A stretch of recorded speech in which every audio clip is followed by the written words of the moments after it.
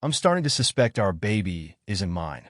My son was born premature on June 6th, weighing barely 6 pounds.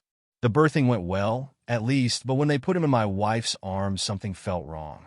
My boy was different. Not like me, I mean. I didn't see myself in my son. His skin was pale, his little tuft of hair jet black, and something about him gave me the willies. When I saw him for the first time, a terrible thought passed through my head. What if he's not your son? Maybe all dads get intrusive thoughts like that. My wife and I had our fair share of troubles. What married couple doesn't? But never in a million years would I have suspected her of cheating on me, until I saw my baby boy's bright blue eyes. My wife and I have brown eyes, and I'm no biologist, but my understanding is that our son should almost certainly have brown eyes as well. I brought it up with my wife, making sure not to sound too much like an accusation. He's just a baby, my wife said. His eyes will darken as he's exposed to sunlight.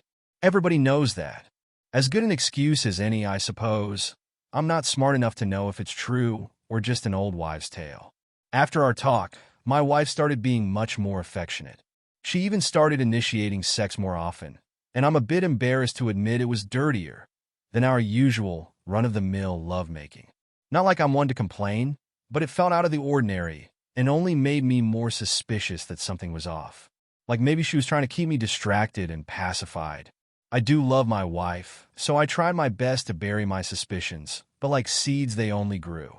A month passed, then a year, and my boy's eyes were still huckleberry blue. I couldn't take it anymore. I had to know for certain if I was raising a bastard. I left for work that morning like nothing was wrong.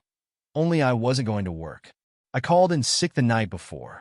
Instead, I went to the Morningside Medical Center with a small baggie of each of our hair. I was going to get a DNA test and put my doubts to rest once and for all. We have the results, Jack.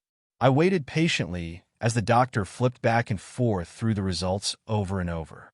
Don't leave me hanging, document. No, I'm sorry, but the boy doesn't share any of your DNA. I felt like I got hit in the gut with a sledgehammer. Fuck, I try not to hyperventilate. At least now I know. It's odd, though, the doctor said. Odd? That she fucking cheated on me?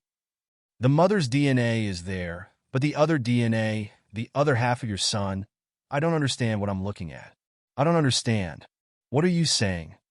It's not human.